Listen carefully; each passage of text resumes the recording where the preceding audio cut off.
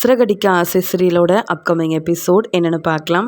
அண்ணாமலை வீட்டுக்கு வந்த பார்வதி அவங்க வீட்டுக்கு ரதியோட அப்பா அம்மா சொந்தக்காரங்கன்னு தீபனோட வீட்டில் உள்ளவங்க வந்து செஞ்ச பிரச்சனை எல்லாத்தையும் சொல்கிறாங்க. உடனே இங்கே விஜயாவுக்கு கோவம் வருது. இது எல்லாத்துக்கும் காரணம் இந்த ரோகிணி தான். அவள் என்கிட்ட நல்ல பேர் வாங்கணுன்றதுக்காக இப்படி தேவையில்லாமல் பிரச்சனை செஞ்சிட்டா. ஆனால் இதுக்கு அந்த ரோகிணி தான் 10 லட்ச ரூபா பணத்தை கொடுக்கணும். அப்போ தானே பார்வதி வீட்டுக்கு அவங்க வந்து பிரச்சனை செய்யாமல் இருப்பாங்க அப்படின்னு விஜயா சொன்ன உடனே இங்கே மனோஜும், என்னம்மா நீங்கள் அந்த நகைக்காக 1 லட்ச ரூபா பணத்தை கேட்டீங்க, இப்போ அந்த ரதி வீட்லேயும் தீபன் வீட்லேயும் வந்து பிரச்சனை செய்கிறாங்கன்னு 10 லட்ச ரூபா பணத்தை ரோகிணி கிட்டே கேட்டால் எப்படிம்மா ரோகிணியால் தர முடியும்? கொஞ்சம் யோசிச்சு பாருங்கம்மா. நானும் ரோகிணியும் தான் அந்த வீட்டுக்கு போனோம் ரதியோட அப்பா கிட்ட பேச. அப்போ தப்பு ஏன் மேலேயும் தானம்மா இருக்குது அப்படின்னு சொல்ல, நீ அமைதியாரு மனோஜ், உனக்கு ஒன்றும் தெரியாது. அந்த ரதி வீட்டில் உள்ள எல்லாரும் உன்னை வெளுத்து வாங்கினாங்கல்ல, அதுக்கு காரணம் இந்த ரோகிணி தானே. இவ என்கிட்ட நல்ல பேர் வாங்க உன்னை எதுக்கு கூப்பிட்டு போனா? இல்லை நீயாவது என்கிட்ட சொல்லியிருக்கலாம்ல. பிரச்சனை வந்தது மட்டும் இல்லாமல் முத்துவும் மீனாவும் பேசி முடிச்சதுக்கப்புறமா பணம் வேணும்னு வந்து நிற்கிறாங்கன்னா அதுக்கு காரணம் மனோஜ், நீயும் ரோகிணியும் தான். பிரச்சனைக்கு முற்றுப்புள்ளி வைக்க எல்லாரையும் உட்கார வச்சு பேசுவீங்கன்னு பார்த்தா எவ்வளோ வேணாலும் பணம் தரோன்னு சொன்னால் அப்படி தான் அவங்க யோசிப்பாங்க. அந்த பிரச்சனை எனக்கு வராமல் பார்வதி வீட்டில் போய் பணம் கேட்டால், பார்வதி உன்கிட்ட 10 லட்ச ரூபா பணம் இருக்கா என்ன அவங்களுக்கு கொடுக்குறதுக்கு? இல்லை ஏன் கேட்குறேன்னா, உன் பசங்க உன்னை பார்க்க வரலனாலும் அவங்க அனுப்புகிற பணம் இருக்கும்ல, அந்த பணத்தையாவது ரதியோட அப்பா தீபனோட அப்பா அம்மான்னு வர வச்சு கொடுத்துடலாமா அப்படின்னு சொல்லி விஜயா கேட்குறாங்க. உடனே பார்வதி ரொம்ப கோவமா, நல்லா இருக்கு விஜயா, ரொம்ப நல்லா இருக்கு. நீ டான்ஸ் கிளாஸ் நடத்த இடம் கொடுத்தேன் பாரு, என்ன சொல்லணும். நீங்களா ஒரு பிரச்சனையை செய்வீங்க, அதில் என்ன மாட்டி விடுவீங்க. எனக்குன்னு இருக்கிறது அந்த பணம் மட்டும்தான். உன்னை பார்த்துக்க இத்தனை பேர் இருக்காங்க, நான் ரொம்ப தனியாகவே இருக்கிறேன். எனக்கு ஒரு பிரச்சனைனா சமாளிக்கிறதுக்காவது பணம் வேண்டாமா? இல்லை ஹாஸ்பிட்டல் செலவுக்காவது பணம் வேண்டாமா? இருக்கிற பணத்தையும் உனக்காக கொடுத்துட்டு நான் என்ன செய்கிறது? நல்லா தான் பேசுகிற, அதுவும் மனோஜுக்காக. விஜயா, நீங்கள் செஞ்ச தப்புக்கு என்னால் இப்படி பணத்தெல்லாம் கொடுத்துட்ருக்க முடியாது. நாளைக்கே நீ வந்து பேசு. அது மட்டும் இல்லை, தப்பு செஞ்சது நீ தான். டான்ஸ் கிளாஸ் ஆரம்பித்ததும் நீ தான் யார் மேலேயும் கவனமே இல்லாமல் இருந்த. அவங்க அந்த ரதி மேலேயும் தீபன் மேலேயும் நம்பிக்கை வச்சதும் நீ தானே. அப்போ அவங்க வந்து பணம் கேட்டால் நீ தான் கொடுக்கணும். என்ன செய்வேன்னு தெரியாது, பணத்தை ஏற்பாடு பண்ணு. இல்லைனா அவங்க யாரும் என் வீட்டுக்கு வராமையாவது பார்த்துக்க விஜயா. இதை சொல்லிட்டு போகிறதுக்காக தான் வந்தேன். நீ டான்ஸ் கிளாஸ் நடத்தினா உன்னை பார்க்க உன் வீட்டுக்கு வரணும். அதென்ன என் வீட்டில் வந்து பிரச்சனை செய்கிறாங்க, உன் வீட்டில் டான்ஸ் கிளாஸ் நடத்துறது மட்டும் இல்லாமல் உன்னையும் உன் வீட்டில் உள்ளவங்களையும் நிம்மதியாக இருக்க மாட்டேன்னு அதுவும் அந்த தீபனோட அப்பா சொந்தக்காரங்கன்னு பேசினதை என்னால் நினச்சி கூட பார்க்க முடியல. இப்போ என்னால் பணம் கொடுக்க முடியாது. மனோஜ், நீ தான் பெரிய பிஸ்னஸ் செய்கிறியே, உங்கள் அம்மாவுக்காக கொஞ்சமாவது பணம் கொடுக்க மாட்டியா என்ன அப்படின்னு கேட்குறாங்க. என்ன ஆண்டி நீங்கள், நான் பிஸ்னஸ் ஆரம்பித்து கொஞ்ச நாள் தான் ஆகுது, பெருசாக எந்த லாபமும் வரல, ஏதோ அதில் வருமானம் வந்துட்டுருக்கு, அவ்வளவுதான். 10 லட்ச ரூபா பணத்தெல்லாம் கேட்டால் என்னால் எப்படி தர முடியும்? முத்து, நீ தான் ஏதாவது செய்யணும்னு சொல்லி இங்கே வந்து மனோஜ் கேட்க, உடனே விஜயாவும், அதெல்லாம் யார்கிட்டையும் கேட்க வேண்டாம் ரோகிணி, நீ என்ன செய்வேன்னு தெரியாது. மனோஜ், 2 பேரும் சேர்ந்து சீக்கிரமாக 10 லட்ச ரூபா பணத்தை ஏற்பாடு பண்ணி அந்த தீபன் வீட்லேயும் அந்த ரதி வீட்லேயும் கூப்பிட்டு கொடுத்துருங்க. அப்போ தான் நான் நிம்மதியாக வெளியில் போக முடியும். பிரச்சனை இல்லாமல் சந்தோஷமாக கோயிலுக்கு போகலாம், பார்வதி வீட்டுக்கு போகலாம், என் ஃப்ரெண்டுங்க வீட்டுக்கு போகலான்னு நினச்சேன். இப்போ மறுபடியும் அவங்களால பிரச்சனை ஆரம்பிச்சிருச்சு. நீங்களாக ஆரம்பித்த பிரச்சனையை நீங்களாக தான் முடிச்சு வைக்கணும். பணத்தெல்லாம் என்கிட்ட கேட்காதீங்க, நீங்களா ஏற்பாடு பண்ணி கொடுக்க வழியை பாருங்கள். மனோஜ், புரியுதில்ல அப்படின்னு சொல்லிட்டு போகிறாங்க விஜயா. உடனே மனோஜும், ரோகிணி வசமாக மாட்டிக்கிட்டோம், நம்பி நான் அந்த ரதி வீட்டுக்கு வந்தது தப்பு. அவங்க என்னை அவமானப்படுத்தி வெளுத்து வாங்கினாங்க. அது மட்டும் இல்லாமல் இப்போ அந்த வீட்டுக்கு போய் பேசினதுக்காகவே 10 லட்ச ரூபா பணத்தை அம்மா கேட்குறாங்களே, எப்படி ரோகிணி ஏற்பாடு பண்ணுறதுன்னு கேட்கும்போது ரோகிணியும் தெரிஞ்ச எல்லார்கிட்டேயுமே பணத்துக்காக கேட்குறாங்க. இல்லைனா விஜயாத்தக்கிட்ட யார் வந்து திட்டு வாங்குறது, அவமானப்பட்டு நிற்கிறது, எப்படியாவது பணத்தை திருப்பி கொடுத்தாகணும்னு சொல்லி ரோகிணி வெளியில் பணத்தை வாங்கி கொடுத்துடலான்னு ரொம்ப முயற்சி செய்கிறாங்க. ரோகிணியை நம்பி யாருமே பணம் தர முன் வரவே இல்லை. ரோகிணி யோசிக்கிறாங்க, எப்படி அந்த பிரச்சனையை சமாளிக்கிறது, பணத்தை கண்டிப்பாக கொடுக்கணும்னு சொல்லிட்டாங்களே அப்படின்னு சொல்லி ரோகிணி நினைக்கிறாங்க. உடனே மனோஜும், ரோகிணி நான் ஒன்று சொல்லட்டுமா, நீ வெளியில் எப்பயும் கடன் வாங்குவல அந்த சிட்டிக்கிட்ட போய் பணத்தை கேட்டு பாரு, அந்த பணம் கிடைச்சா நமக்கு நல்லது தானே. ஒரு வேளை அந்த பணம் கிடச்சி நம்ம கொடுத்துட்டோன்னா அம்மா எப்பயும் போல் என்கிட்ட பேசுவாங்கல்ல. ஏன்னா இந்த பிரச்சனைக்கு காரணம் நீயும் நானும் தான்னு சொல்லிட்டு அம்மாவும் என்கிட்ட பேசுகிறதே இல்லை அப்படின்னு சொல்ல, ஆமாம் மனோஜ், எனக்கு இதெல்லாம் தேவைதான். உன் வீட்டில் மருமகளாக இருக்கிறதே தப்புன்னு தோணுது. நானும் வெளியில் எல்லார்கிட்டேயும் கடன் கேட்டேன், யாருமே தரலை. நீயும் தப்பு என் மேலே தான் இருக்குன்னு உங்கள் அம்மா மாதிரியே பேசுகிறல்ல. அதுலேயும் உங்கள் அம்மா செஞ்ச தப்புக்கு எப்போ பார்த்தாலும் நான் பணம் கொடுக்கணும். நகையை வாங்கி கொடுக்குறதுக்கும் பணம் கொடுக்கணும், நகையால் பிரச்சனை வந்தாலும் பணம் கொடுக்கணும்.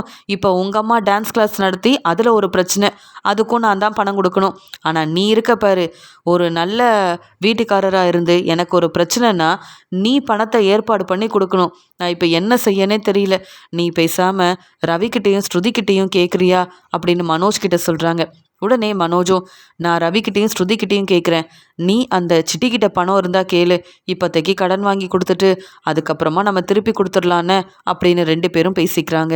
முத்து சொல்கிறாரு, பாத்தியா மீனா, நாம் இந்த விஷயத்தில் தலையிடவே வேண்டான்னு முடிவெடுத்த உடனே பணத்தை எப்படியாவது தரணும்னு இந்த ரோகிணியும் இந்த மனோஜும் நினச்சிட்டு இருக்காங்க போல். பார்ப்போம் எப்படி தான் இந்த பிரச்சனையை முடிச்சு வைக்கிறாங்கன்னு பார்க்க தானே போகிறேன். நாம் இதில் தலையிட வேண்டாம் மீனா, அவங்க என்ன செய்கிறாங்கன்னு பார்ப்போம் அப்படின்னு சொல்ல, பார்க்கவே பாவமாக இருக்குங்க. விஜயாத்தைக்கு இந்த பிரச்சனை வராதுன்னு நினச்சா பார்வதியத்தை வீட்டில் போய் பணம் கேட்டிருக்காங்களே, இது தப்பு தானேங்க. அவங்க கல்யாண ஏற்பாடு செய்கிறாங்கன்னா எதுக்கு வந்து பணம் கேட்கணும்? இந்த ரதியோட வீட்டில் உள்ளவங்களும் இந்த தீபனோட வீட்டில் உள்ளவங்களும் நல்லவங்கன்னு நினச்சேன். ஆனால் அவங்க நல்லவங்களே இல்லை, அவங்களுக்கு பணம் தான் முக்கியம் போலன்னு சொல்ல, இதுக்கெல்லாம் காரணம் இந்த மனோஜ் தானே. அவன் நல்லா அனுபவிக்கட்டும், அப்போ தான் யார்கிட்ட எப்படி பேசணும்னு இந்த மனோஜுக்கும் பார்லர் அம்மாவுக்கும் தெரிய வரும். அதுலேயும் இந்த கிறிஷுக்கு தேவையானதெல்லாம் வாங்கி கொடுக்குறதுன்னு இந்த ரோகிணி செய்கிறாங்க பாரு, இதெல்லாம் ஏற்றுக்கவே முடியல. ஏதோ ஒரு பெரிய உண்மையை நமக்கு தெரியக்கூடாதுன்னு நினச்சியே இப்படியெல்லாம் செஞ்சிட்ருக்காங்க. இந்த உண்மையை கண்டுபிடிக்கிறதா இல்லை அம்மாவுக்கு வர பிரச்சனையை சமாளிக்கிறதா சொல்லு அப்படின்னு பேசிகிட்டு இருக்க, இங்கே உடனே மனோஜ் மாடியில் பேசிகிட்டு இருந்த ரவியவும் ஸ்ருதியவும் பார்க்க போகிறாங்க. மனோஜை பார்த்துட்டு ரவி, வா மனோஜ், என்ன எங்களை பார்க்க வந்திருக்கேன்னு கேட்க, வேற ஒன்றும் இல்லை, நீ என் தம்பி தானே, நான் உனக்கு நிறையா உதவி செஞ்சுருக்கேன்ல, நீ எனக்கு உதவி செய்யணும்னு சொல்லும்போது, அது என்ன, நீ எனக்கு எதில் உதவி செஞ்ச? ஒன்றும் உதவி செஞ்சது கிடையாது. முத்துவும் மீனா அண்ணியும் நான் கேட்காமையே எனக்கு உதவி செஞ்சுருக்காங்க. ஏன் ஸ்ருதியை நான் கல்யாணம் பண்ணிக்க கூட மீனா அண்ணி இல்லைன்னா ஒன்றும் நடந்திருக்காது. அதே மாதிரி ஸ்ருதி நம்ம வீட்டுக்கு வர்றதுக்கு காரணமும் மீனா அண்ணி தான். அவங்க உதவி செஞ்சதா சொல்லு, நான் வந்து நம்புவேன். நீ எங்களுக்கு உதவி செய்யக்கூடாதுன்னே அமைதியாக இருக்கிறவனாச்சே, இப்போ உனக்கு என்ன பிரச்சனைன்னு கேட்க, அதான் அம்மா சொல்லிட்டாங்கல்ல, அந்த ரதி வீட்லேயும் தீபன் வீட்லேயும் பணம் கொடுக்க நானும் ரோகிணியும் தான் பணத்தை ஏற்பாடு பண்ணணும்னு. ஒரு 10 லட்ச ரூபா தேவைப்படுது. நீங்கள் எப்படியாவது உங்ககிட்ட இருக்கிற பணத்தை கொடுத்தா இந்த பிரச்சனையை சமாளிச்சிருவோம் அப்படின்னு சொல்ல, உடனே ஸ்ருதி சிரிச்சுக்கிட்டே, என்ன அந்த ரோகிணி மாதிரியே நீங்களும் மாறிட்டீங்களா? ரோகிணி தான் ஏதாவது பிரச்சனைனா சமாளிக்கிறதே எங்ககிட்ட பணத்தை வந்து கேட்பாங்க. நீங்கள் பெரிய பிஸ்னஸ் செய்கிறீங்க, உங்ககிட்ட இல்லாத பணமா? ஏன் கடையில் வர லாபத்துலேருந்து எடுத்து பணத்தை கொடுக்க வேண்டியதானே? நீங்கள் இப்போ கடன் வாங்கினா திருப்பி தரவே மாட்டீங்கன்னு தெரியும். உங்களை பற்றி தெரிஞ்சுக்கிட்டு எப்படி நாங்கள் பண உதவி செய்வோம்னு நினைக்கிறீங்க மனோஜ்? அது மட்டும் இல்லாமல் உங்கள் அம்மா விஜயா செய்கிறது ரொம்ப தப்பு. அவங்க மேலே தப்பு இருந்தால் அதை அவங்க திருத்திக்கணும். அவங்களால வந்த பிரச்சனையை அவங்க தான் சமாளிக்கணும். அது என்ன, எப்போ பிரச்சனை வந்தாலும் ரோகிணிக்கிட்ட பணம் கேட்குறாங்க, ரோகிணியும் பணத்தை கொடுத்துட்ருக்காங்க. இதெல்லாம் தப்பு ஆண்டி, தரமாட்டேன்னு தெளிவாக தைரியமாக சொல்ல வேண்டாமா? நீங்களாவது இல்லை உங்கள் அம்மா கிட்ட பேச வேண்டாமா? இப்படியே கேட்குறப்பெல்லாம் பணத்தை கொடுத்துக்கிட்டே இருப்பீங்களா? என்னங்க இது, கொஞ்சமாவது யோசிக்க வேண்டாமா 2 பேரும்? இவ்வளோ பணத்தை நாங்கள் எப்படி தர முடியும்? உங்களுக்கே தெரியும், இந்த ரவிக்காக நானும் ரெஸ்டாரண்ட் ஆரம்பிக்க எல்லா முயற்சியும் செஞ்சிட்ருக்கேன்னு. எனக்கே நிறைய பணம் தேவைப்படுது. ஆனால் நீங்கள் வந்து பணம் கேட்குறீங்களே மனோஜ், இப்போ எங்ககிட்ட அவ்வளோ பணம் இல்லை, தர முடியாதுன்னு சொல்லிடுறாங்க. உடனே மனோஜும், பாரு ரவி, ஸ்ருதி புரிஞ்சிக்காமல் பேசுகிறா. ஸ்ருதி, நீ பெரிய பணக்கார வீட்டு பொண்ணு தானே, உங்கள் அப்பா அம்மா கிட்ட எங்களுக்காக பணம் கேட்டால் தரமாட்டாங்களா என்ன? ரோகிணி தான் பணக்கார வீட்டு பொண்ணுன்னு பொய் சொல்லி ஏமாத்துறான். ஆனால் நீ அப்படி இல்லையே, உண்மையான பணக்கார வீட்டு பொண்ணு. உனக்கெல்லாம் 10 லட்ச ரூபா பெரிய பணமே இல்லையே. அப்படி இருக்கும்போது எங்களுக்கு உதவி செய்ய உன் அம்மா அப்பாவுக்கு ஃபோன் பண்ணி பணத்தை கொண்டு வர சொல்ல. நீங்கள் மட்டும் ரெஸ்டாரண்ட் ஆரம்பிக்க 10 லட்ச ரூபா பணத்தை கொடுத்தாங்கல்ல, அதே மாதிரி இந்த பணத்தையும் வாங்கி தந்தா எனக்கு உதவியாக இருக்கும்லன்னு சொல்ல, உடனே ரவி ரொம்பவே கோவமா, நீ எல்லாம் எனக்கு அண்ணனாக இருக்கன்னு அமைதியாக இருக்கிற, உனக்கு ஒரு பிரச்சனைனா என் மாமியார்கிட்டையும் மாமனார்கிட்டையும் நாங்கள் பணம் கேட்டு வாங்கி தரணுமா? ஏன் நீ வெளியில் கடன் வாங்கி கொடுக்க வேண்டியதானே? நீ செஞ்சது தப்பு. முத்துவும் மீனா அண்ணியும் இந்த பிரச்சனையை முடிச்சு வைக்கிறேன்னு போனப்ப நல்ல பேர் வாங்க அங்கே போய் நீ எதுக்கு நின்று தேவையில்லாமல் பேசுன, ஒன்னால தானே அவங்க வந்து பணம் கேட்டு நிற்கிறாங்க. இப்போ அந்த பிரச்சனையை நீ சமாளிக்காமல் எங்ககிட்ட பணம் கேட்குற, என் மாமியார்கிட்ட போய் பணத்தை வாங்கிட்டு வர சொல்கிற, என் ரெஸ்டாரண்ட்டுக்காக அவங்க பணம் கொடுத்ததே தேவையில்லைன்னு சொல்லி இப்போ வரைக்கும் நான் ஸ்ருதிக்கிட்ட பிரச்சனை செஞ்சிட்ருக்கேன். அப்படி இருக்கும்போது உனக்காகலாம் நான் பணம் யார்கிட்டையும் வாங்கி தர முடியாது. நீ செஞ்ச தப்புக்கு நீ தான் அனுபவிக்கணும். நான் எதுக்காக உதவி செய்யணும்னு நினைக்கிறேன்? இந்த வீட்டில் இருக்க யாருக்காவது நீ உதவி செஞ்சுருக்கிறியா மனோஜ்? இல்லவே இல்லை. யாருக்கும் உதவி செய்ய மாட்டேன். நீ மட்டும்தான் நல்லா இருக்கணும்னு நினைப்பியே. இப்போ மட்டும் என்ன மற்ற எல்லார்கிட்டையும் வந்து பணம் கேட்டுட்ருக்க? ஸ்ருதி சொன்னது தான் நானும் சொல்கிறேன். இப்போதைக்கு பணமும் இல்லை, ஒன்றும் இல்லை. நீ வேற யார்கிட்டையாவது கேளு அப்படின்னு சொல்ல, இந்த வீட்டில் முத்துவும் மீனாவும் சம்பாதிக்கிறது தான் உங்களுக்கு தெரியுமே. அவங்கக்கிட்ட இவ்வளோ பணம் எப்படி இருக்கும்? நீங்கள் தான் வசதியாக இருக்கிறீங்க, 2 பேரும் நிறைய சம்பாதிக்கிறீங்க. நான் உன்னுடைய அண்ணனாச்சே, கண்டிப்பாக உதவி செய்வேன், என்னை புரிஞ்சுப்பேன்னு நினச்சேன். ஆனால் நீ கூட அந்த முத்து மாதிரி தான் இருக்க. பரவாயில்ல, நான் வெளியில் எங்கேயாவது கடன் வாங்கியிருக்கிறேன், வேற வழியே இல்லை அப்படின்னு சொல்லிட்டு யோசிக்க, இங்கே உடனே மறுபடியும் ஸ்ருதி சொல்கிறாங்க, உங்கள் அண்ணங்கிட்ட அப்படியே பணம் கொடுத்தாலும் மனோஜ் பணத்தை திருப்பி தரமாட்டார். பிரச்சனை சரியான உடனே நான் உன்கிட்டயா பணத்தை வாங்கினேன்னு அப்படியே மாற்றி பேசுவார். மனோஜை நம்பவும் கூடாது, ரோகிணியவும் நம்பக்கூடாது. நல்லா பேசி அனுப்புன ரவி. நானும் இப்படி தான் முத்து மீனாக்கு எப்பயுமே உதவி செய்வேன். ஆனால் இந்த ரோகிணிக்கும் மனோஜுக்கும் என்னைக்கும் உதவி செஞ்சாலும் அவங்க அதை நினச்சி பார்க்க கூட மாட்டாங்க. இவங்க நல்லவங்களே இல்லை அப்படின்னு சொல்லி பேசிகிட்டு இருக்காங்க. மனோஜ் இப்படி அமைதியாக வரதை பார்த்துட்டு, என்ன மனோஜ், இன்னும் நீ தூங்கலையா? இவ்வளோ நேரம் என்ன பண்ணிகிட்ருக்க அப்படின்னு விஜயா கேட்க, அம்மா எல்லாம் உங்களால் தாம்மா. நீங்கள் செஞ்ச பிரச்சனையால் இப்போ நானும் 10 லட்ச ரூபா பணத்தை ஏற்பாடு பண்ண முடியாமல் நிற்கிறேன். இதில் ரோகிணியால் எப்படிம்மா பணத்தை கொடுக்க முடியும்? ரவி, ஸ்ருதின்னு எல்லார்கிட்டேயும் கேட்டு பார்த்துட்டேன். யாருமே பணம் தந்து உதவி செய்ய மாட்டேங்கிறாங்க. பேசாமல் நீங்களே அந்த ரதியோட வீட்டில் போய் எல்லார்கிட்டேயும் மன்னிப்பு கேட்டுருங்கம்மா. நீங்கள் செஞ்ச தப்புக்கு நாங்கள் ஏமா பணத்தை கொடுக்கணும்னு சொல்ல? அதானே பிரச்சனைன்னு வந்தால் நீ அமைதியாக இருந்திருக்கணும். உன்னை யார் அவங்க வீட்டில் போய் பேச சொன்னது? அதுவும் ரோகிணியோட பேச்சு கேட்டுட்டு, அந்த ரோகிணி ரொம்ப நல்லவன்னு அவளை நான் மன்னிச்சு ஏற்றுக்கணும், அவள் நல்ல பேர் வாங்குறதுக்காக போனீங்கல்ல, அதான் இப்போ என்ன செய்யன்னு தெரியாமல் நிற்கிறீங்க. பார்வதி பேசிட்டு போனதெல்லாம் பார்த்தல்ல, இனி நீங்கள் யாரும் என் வீட்டு பக்கத்துலேயே வராதிங்க, உங்கள் குடும்பத்தால் தான் எனக்கு பிரச்சனை வருதுன்னு என் ஃப்ரெண்டு பார்வதியே அந்த பேச்சு பேசிட்டு போயிட்டா. அதுக்கு காரணம் ஓம் பொண்டாட்டி ரோகிணி. அவளுக்கு சப்போர்ட் பண்ண தானே நீ அந்த வீட்டுக்கு போன. அப்போ நீ என்ன பண்ணியிருக்கணும்? முத்து மீனா மாதிரியே புத்திசாலித்தனமா அந்த ரதியோட அப்பா அம்மா கிட்ட பேசியிருக்கணும். தீபனோட அப்பா அம்மா கிட்ட பேசி கல்யாண ஏற்பாடு செஞ்சுட்டு வந்திருக்கணும். அதை விட்டுட்டு நான் நிறைய பணம் தரேன்னு சொன்னால் அதான் பணம் கேட்டு வந்து நிற்கிறாங்க. சொன்னது நீ தானே, அப்போ நீ தானே அந்த பணத்தை கொடுக்கணும். அவங்க கேட்ட 10 லட்ச ரூபா பணத்தை கொடுத்து நீயும் ரோகிணியும் பிரச்சனையை முடிச்சு வைங்க. அவ்வளவுதான் எனக்கு சொல்ல முடியும். இதுக்காக என்கிட்ட அதுவும் ரோகிணிக்காக வந்து பேசவே பேசாத அப்படின்னு சொல்லிட்டு போகிறாங்க விஜயா. அடுத்த நாள் மீனா எப்பயும் போல் சமைச்சு வைக்கிறாங்க. கிறிஷும் ஸ்கூலுக்கு கிளம்பிட்டு இருக்கான். அந்த சமயம், என்ன மீனா, கிறிஷ் வந்து ஸ்கூலுக்கு போக வேண்டாமா? சாப்பாடெல்லாம் எடுத்துகிட்டு வா, சீக்கிரமாக சாப்பாடு கொடுக்கணும் கிறிஷுக்குன்னு சொல்ல ரோகிணியவே பார்த்துட்ருக்காரு கிறிஷ். உடனே ரோகிணி யோசிக்கிறாங்க, மீனா கிட்ட இருந்து சாப்பாடை வாங்கி நம்ம கிறிஷுக்கு கொடுத்தா நல்லா இருக்கும்ல. கிறிஷ் ஏன் பையன், எல்லாமே நான் தான் செய்யணும். ஆனால் அந்த மீனாவும் முத்துவும் இப்போ உரிமையோட கிறிஷை நல்லா பார்த்துக்கிறாங்களே, என்ன செய்யன்னு பார்த்துட்டு மீனா சாப்பாடு எடுத்துகிட்டு வரும்போது, கிறிஷ் இன்னைக்கு ஆன்ட்டி உனக்கு சாப்பாடு தரட்டுமான்னு கேட்க, சரி ஆன்ட்டி, எனக்கும் ரொம்ப சந்தோஷமாக இருக்குது அப்படின்னு மீனா வச்சுருந்த அந்த சாப்பாடு தட்டை வாங்கி அப்படியே ரோகிணி கிட்ட கொடுத்துட்றாங்க கிறிஷ். இதை எதிர்பார்க்காத மீனாவும், கிறிஷ் நான் தானே எப்பயும் உனக்கு சாப்பாடு கொடுப்பேன்னு கேட்க, இன்றைக்கி ஒரு நாள் ரோகிணி ஆண்டி எனக்கு கொடுக்கட்டுமே அப்படின்னு சொல்ல மீனாவும் முத்தவும் ஒருத்தர் பார்த்துக்கிறாங்க. அங்கே உடனே அண்ணாமலையும், பரவாயில்லையே, இந்த கிறிஷ் ரோகிணிக்கிட்டேயும் நல்லா பேச ஆரம்பிச்சிட்டானே, யார் சாப்பாடு கொடுத்தா என்ன, கிறிஷ் சாப்பிட்டா போதாதா அப்படின்னு அண்ணாமலை சொல்ல உடனே மீனா அமைதியாக நிற்கிறாங்க. ரோகிணி எல்லாரும் முன்னாடியும் சாப்பாடெல்லாம் கொடுத்துட்ருக்காங்க.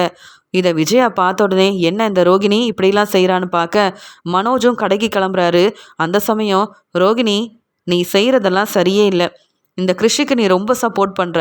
கிறிஷ் இந்த வீட்டில் அம்மா கூடயே கொஞ்ச நாள் தங்கட்டும்னு சப்போர்ட் பண்ண, அப்புறம் உனக்காக வாங்கிட்டு வந்த எல்லாத்தையும் கிறிஷுக்கு கொடுத்த, இப்போ எல்லாரும் முன்னாடி சாப்பாடு கொடுத்துட்ருக்க. நீ என்னவோ கிறிஷோட அம்மா மாதிரி நடந்துக்கிற, என்னவோ கிறிஷ்கிட்ட மட்டும்தான் நீ பொறுப்பாக நடந்துக்கிற, ஏன்னே தெரியல அப்படின்னு சொல்ல உடனே முத்துவும், ஏன் மீனா மட்டும்தான் இந்த வீட்டில் எல்லா வேலையும் செய்யணுமா? கிறிஷ் சின்ன பையன், அவனுக்கு ரோகிணி என்னைக்கோ சாப்பாடு கொடுக்குறாங்க, கொடுத்துட்டு போகட்டுமே, பணத்தை நீ போய் ஏற்பாடு பண்ணு, புரியுதா அப்படின்னு சொல்ல உடனே அண்ணாமலை, இதெல்லாம் பார்க்கக்கூடாது, நம்ம வீட்டுக்கு வந்த கிறிஷை நாம தான் கவனிச்சுக்கணும். அதுலேயும் ரோகிணி இப்போ சாப்பாடு கொடுக்குறதுல தப்பே இல்லை. சீக்கிரமா ரோகிணி, எல்லாரும் ஸ்கூலுக்கு கிளம்பணும் வேற நாங்கள் அப்படின்னு பேசிகிட்டு இருக்கும்போது இங்கே கிறிஷ் வந்து சாப்பிட்டுட்டு ரோகிணியை பார்த்து, நான் ஸ்கூலுக்கு போயிட்டு வரேன் ஆண்டி, நாம் நாளைக்கும் நான் வந்து நீங்கள் தான் எனக்கு சாப்பாடு கொடுக்கணும். நான் இங்கே இருக்கிற வரைக்கும் இனி ரோகிணி ஆண்டி தான் என்னை பார்த்துக்கணும். அவங்க சாப்பாடு கொடுத்தா தான் நான் சாப்பிடுவேன் அப்படின்னு ரொம்ப பாசமாக ரோகிணி கிட்ட சொல்ல, உடனே ரோகிணி சிரிச்சுக்கிட்டே, நீ நல்லா படிக்கணும், பெரிய ஆளாக வரணும், புரியுதா? நான் சொல்கிறதெல்லாம் கேட்பல்ல, நல்லா படிச்சுட்டு வரணும். நான் எப்பயுமே உன் கூட இருப்பேன். நானே உனக்கு இனி சாப்பாடெல்லாம் கொடுக்குறேன் அப்படின்னு சொல்ல, மீனா ரொம்ப சந்தேகப்படுறாங்க. முத்துவுக்கும் இங்கே என்ன நடக்குதுன்னே புரியல. அப்புறம் இவங்க அண்ணாமலையவும் கிறிஷையும் முத்து ஸ்கூலுக்கும் கூட்டிகிட்டு போகிறாரு. பூ கொடுத்துட்டு வந்த மீனா வீட்டுக்கு வந்த உடனே முத்துக்கு ஃபோன் பண்ணி பேசுகிறாங்க. என்னங்க இது, ரோகிணி என்னடானா கிறிஷ் மேலே ரொம்ப பாசமாக இருக்கிறாங்கன்னா, கிறிஷ் அதுக்கு மேலே பாசமாக இருக்கிறான் ரோகிணி மேலே. இவங்க 2 பேரும் ஏதோ ஒரு உண்மையை மறைக்கிறாங்க. எனக்கு என்னவோ இந்த கிறிஷோட அம்மா ரோகிணியாக இருப்பாங்களோன்னு கூட சந்தேகமாக இருக்குது. ஏன்னா அவங்க தான் சாப்பாடு கொடுக்கணும், என் கூடவே நீங்கள் இருக்கணும், என்னை பார்த்துக்கணுன்னு கிறிஷ் ஒவ்வொன்றா சொல்ல சொல்ல ரோகிணி மெதுவாக சிரிச்சுக்கிட்டு எவ்வளோ அமைதியாக இருந்தாங்கன்னு பார்த்தீங்களா? எனக்கு ஒன்றுமே புரியலங்க அப்படின்னு பேசிகிட்டு இருக்காங்க. அதுக்குடனே முத்துவும், நான் தான் சொன்னேன்ல, எந்த உண்மையை அந்த ரோகிணி மறைக்கணும்னு நினைக்கிறாங்களோ சீக்கிரமாகவே அந்த உண்மை எல்லாருக்கும் தெரிய தான் போகுது. நீ கவலைப்படாமல் உன் வேலையை பாரு, சவாரி முடிச்சுட்டு நான் சீக்கிரமாக வீட்டுக்கு வந்துடுறேன்னு சொல்லிட்டு ஃபோனை வைக்கிறாரு முத்து. இங்கே மனோஜ் ரோகிணி கிட்ட சொன்னதால் வேறு வழி இல்லாமல் இங்கே சிட்டியை பார்க்கறதுக்காக ரோகிணி போகிறாங்க. ரொம்ப நாள் கழித்து இந்த சிட்டியை பார்க்கறதுக்காக போகிறேன், எப்படியோ சிட்டி மூலமாக 10 லட்ச ரூபா பணம் கொடுத்தா அந்த ரதி வீட்டில், தீபன் வீட்டில் உள்ளவங்களை கூப்பிட்டு பணத்தை கொடுத்துட வேண்டியதான்னு சொல்லிட்டு உடனே ரோகிணியை பார்த்துட்டு சிட்டியும், என்ன மேடம் இங்கே வந்திருக்கீங்க? அதான் அன்னைக்கு அந்த பேச்சு பேசிட்டு போனீங்களே, இங்கே உங்களுக்கு என்ன வேலை அப்படின்னு கேட்க, வட்டி பணம் கொடுக்க வந்தீங்களா என்ன அப்படின்னு சொல்லி கேட்குறாரு. உடனே ரோகிணி எதுவுமே பேசாமல் நிற்க, ஏற்கனவே 2 லட்ச ரூபா கடன் வாங்கியிருக்கீங்க, அந்த பணத்தை எப்போ தருவீங்க அப்படின்னு சிட்டி கேட்கும்போது, தந்துடுறேன் சிட்டி, நானே ஒரு பெரிய பிரச்சனையில் மாட்டிக்கிட்டேன்னு சொல்ல, உங்களுக்கு மட்டும் எப்படி மேடம் பிரச்சனையாகவே வந்துட்டுருக்கு, அதையும் நீங்கள் சமாளிக்கிறீங்க பாருங்க, பெரிய திறமசாலி தான் நீங்கள். ஆமாம், இப்போ என்ன பிரச்சனை, என்கிட்ட ஏதாவது உதவி கேட்டு வந்தீங்களான்னு கேட்க, உதவியெல்லாம் வேண்டாம், எனக்கு ஒரு 10 லட்ச ரூபா பணம் வேணும், என்னை நம்பி தந்தீங்கன்னா எப்படியாவது நான் திருப்பி கொடுத்துருவேன், நான் சீக்கிரமாக அந்த பணத்தை திருப்பி கொடுத்துருவேன், நீங்கள் கவலைப்படாமல் நம்பி தரலான்னு சொல்ல, என்ன ரோகிணி மேடம் நீங்கள் 2 லட்ச ரூபா பணத்தை வாங்கிட்டு இன்னும் திருப்பி தரலை, மாதம் மாதம் அதுக்காக தர வேண்டிய பணத்தை கூட ஃபோன் பண்ணாதான் தரீங்க, இதில் உங்களை நம்பி 10 லட்ச ரூபா பணத்தை எப்படி கொடுக்குறது? ஆமாம், அப்படி என்ன பிரச்சனை உங்களுக்குன்னு கேட்க, அதெல்லாம் உங்களுக்கு எதுக்கு சிட்டி, பணம் கொடுக்க முடியும்னு சொல்லுங்கள், இல்லைன்னா இல்லைன்னு சொல்லுங்கள், அதை விட்டுட்டு என்ன பிரச்சனைன்னு கேட்பீங்க, நீங்கள் அப்புறம் அதன் மூலமாக என்கிட்ட பணம் வாங்க நினைப்பீங்க, உங்களெல்லாம் நம்பவே முடியல. ஆனால் இப்போ வேறு வழி இல்லாமல் தான் உங்ககிட்ட வந்தேன்னு சொல்ல, நீங்களே இவ்வளோ பேசும்போது நான் எதுக்கு உங்களுக்கு பணம் கொடுக்கணும், என்ன நீங்கள் நம்ப மாட்டீங்க, நானும் உங்களை நம்பி பணம் கொடுக்க தயாராக இல்லை, இன்னும் 2 நாளையில் எனக்கு தர வேண்டிய 2 லட்ச ரூபா பணத்துலேயும் இங்கே திருப்பி தரணும், இல்லை வீடு தேடி வருவேன், கடன் வாங்கின விஷயத்த உங்கள் வீட்டில் உள்ள எல்லாருக்கிட்டேயும் சொல்லுவேன், பணம் கொடுக்கலன்னா அங்கேருந்து கிளம்பவே மாட்டேன், நானும் பிரச்சனை செய்வேன் மேடம், புரிஞ்சுக்கோங்க. போனால் போதுன்னு ரொம்ப அமைதியாக இருந்தேன், நீங்களா பணம் கொடுப்பீங்கன்னு பார்த்தேன், நீங்கள் என்னை ஏமாற்றி இன்னும் 10 லட்ச ரூபா பணம் வாங்கலான்னு நினைக்கிறீங்களா? அதெல்லாம் உங்களை நம்பி தர முடியாது, நீங்கள் இப்போ கிளம்பலான்னு சொல்ல, ரோகிணி உடனே, இல்லை சிட்டி என்னை மன்னிச்சிரு, நான் அப்படி உங்ககிட்ட பேசியிருக்கக்கூடாது, எப்படியாவது ஒரு 10 லட்ச ரூபா பணத்தை ஏற்பாடு பண்ணி கொடுங்களேன், அந்த பணத்தை கொடுத்தா இருக்கிற பிரச்சனை எல்லாத்தையும் சமாளிச்சிருவேன், உங்களை தான் நம்பி இருக்கேன், நானும் வெளியில் எல்லார்கிட்டேயும் பணத்தை கேட்டு பார்த்துட்டேன், யாரும் தரமாட்டிக்கிறாங்க, நான் வெறும் ஸ்டாஃபாக வேலை பார்க்குறேன், அதனால் நம்பி யாரும் பணம் தர மாட்டேங்கிறாங்க, நீங்கள் தானே எனக்கு உதவி செஞ்சுருக்கிறீங்க, நானும் உங்களுக்கு எவ்வளோ உதவி செஞ்சுருக்கேன்ல, அதனால் நான் நீங்கள் செஞ்ச தப்பு எல்லாத்தையும் நான் மறந்துடுறேன், என்னை மாட்டி விட்டதெல்லாம் நான் மறந்துடுறேன், இப்போ நீங்கள் 10 லட்ச ரூபா பணத்தை கொடுங்களேன் அப்படின்னு கேட்கும்போது, முடியவே முடியாது, இங்கேருந்து கிளம்புங்க, 2 நாளையில் நீங்கள் தர வேண்டிய 2 லட்ச ரூபா பணத்தை தந்தே ஆகணும், இல்லை நான் வந்து பிரச்சனை செஞ்சுருவேன் பார்த்துக்கோங்க அப்படின்னு சொல்ல, வேறு வழி இல்லாமல் ரோகிணி சிட்டிக்கிட்ட இனி பேசினா அவ்வளவுதான், இவன் ஏற்கனவே 10 லட்ச ரூபா பணத்தை கொடுத்து பிரச்சனையை சமாளிக்கணும், இதில் சிட்டிக்கிட்ட வந்ததும் பெரிய தப்பு, சிட்டி கோவத்தில் என்னோட பணத்தையும் திருப்பி கொடுன்னு வேறு கேட்டுட்டாரே, எப்படி இதெல்லாம் சமாளிக்க போகிறேன், கண்டிப்பாக விஜயாத்தக்கிட்ட நான் மாட்டிக்கு தான் போகிறேன் போல், அவ்வளவுதான், அந்த வீட்டுக்கு மருமகளாக இருக்கணும், மனோஜோட மனைவியாக இருக்கணும்னு நான் ஆசைப்பட்ட எதுவுமே நடக்காது போலையே, பிரச்சனை எனக்கு மட்டும் ஏன் தான் இவ்வளோ வருதோ தெரியலையே அப்படின்னு ரோகிணி ரொம்பவே குழப்பத்தில் என்ன செய்யன்னு தெரியாமல் அங்கே மனோஜோட கடைக்கு கிளம்பி போகிறாங்க. உடனே மனோஜ், என்ன ரோகிணி, சிட்டிக்கிட்ட பணம் கேட்டியா? நம்புற மாதிரி பேசுனியா? பணம் கொடுத்துட்டானா அப்படின்னு சொல்ல, எப்படி சிட்டி பணம் கொடுப்பாரு? ஏற்கனவே அவர்கிட்ட 2 லட்ச ரூபா கடன் வாங்கியிருக்கிறது உனக்கு தெரியும்ல, அதை நான் திருப்பி தரல. இப்போ பெரிய பிரச்சனை. சிட்டியும் 2 நாளைக்குள்ளே அந்த பணத்தை திருப்பி தரணும்னு சொல்லி அனுப்பியிருக்காரு. யாருமே பணம் தர மாட்டேங்கிறாங்க. இதில் சிட்டிக்கிட்ட போய் பணம் கேளுன்னு நீ சொல்ல, அந்த சிட்டியாலையும் பிரச்சனை வந்துடும் போல அப்படின்னு சொல்லும்போது, ரோகிணியும் மனோஜும் பேசாமல் ஸ்ருதியோட அம்மா கிட்ட போய் கேட்டுற வேண்டிதான் பணத்தை. அவங்க தான் பெரிய பணக்கார வீட்டில் உள்ளவங்களாச்சே. ஸ்ருதி நமக்கு பணம் தரலனாலும் ஸ்ருதியோட அம்மா பணம் தருவாங்க அப்படின்னு 2 பேருமே முடிவெடுக்கிறாங்க. ஆனால் ஸ்ருதியோட அம்மா ரொம்ப கோவமாக மனோஜையும் ரோகிணியவும் வெளுத்து வாங்கிடுறாங்க. உங்கள் குடும்பத்தில் இருக்கிறவங்களுக்கு வேற வேலையே இல்லையா? இப்படி தான் ஏதாவது ஒரு பிரச்சனைன்னு வந்து நிற்பீங்களா? அதுவும் நான் வந்து ஸ்ருதியோட அம்மா, எவ்வளோ பணம் தான் இந்த ரோகிணிக்கு தர முடியும் அப்படின்னு வெளுத்து வாங்கிடுறாங்க. இதுக்கு மேலே பேசினா இவங்க நம்மளை பற்றின உண்மை எல்லாத்தையும் சொல்லிடுவாங்க.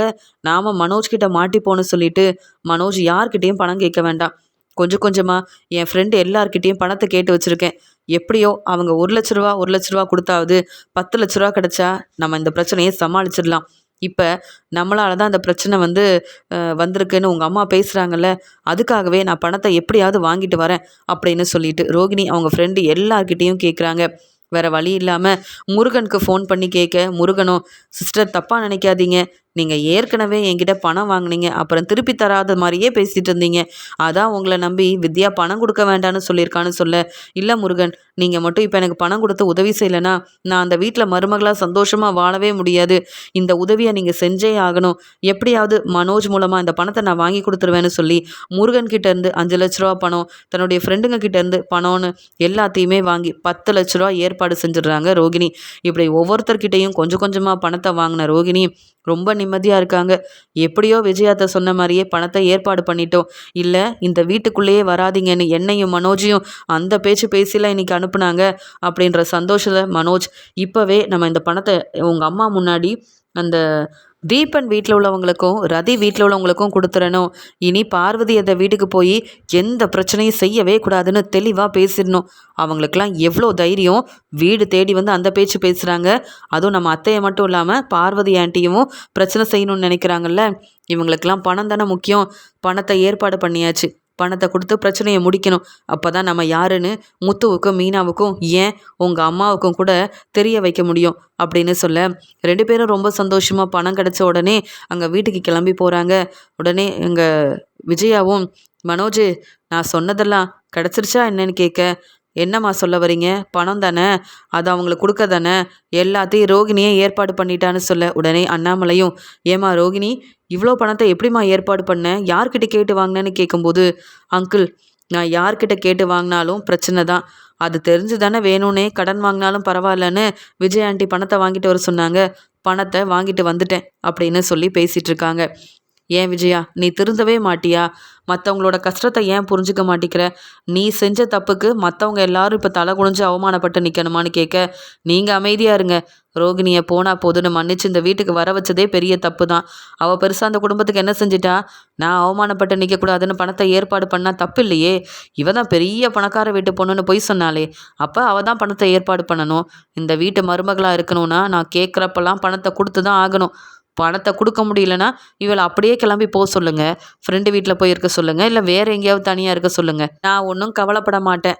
ஆனால் மனோஜ் இந்த வீட்டில் தான் இருப்பான். என் பையன் மனோஜ் என் பேச்சை மட்டும்தான் கேட்பான். புரியுதல ரோகிணி அப்படின்னு சொல்ல, ஆண்டி, உங்களுக்கு தேவை பணம், தேவையில்லாமல் பேசாதீங்க, இந்தாங்க 10 லட்ச ரூபா பணம் இதில் இருக்குது. அந்த ரதி வீட்டில் உள்ளவங்களை கூப்பிட்டு அந்த தீபன் வீட்டில் உள்ளவங்களையும் கூப்பிட்டு இந்த பணத்தை கொடுத்துருங்க. இதுக்கு மேலே என்கிட்ட தேவையில்லாமல் பேசாதீங்க, பிரச்சனை செய்யாதீங்க.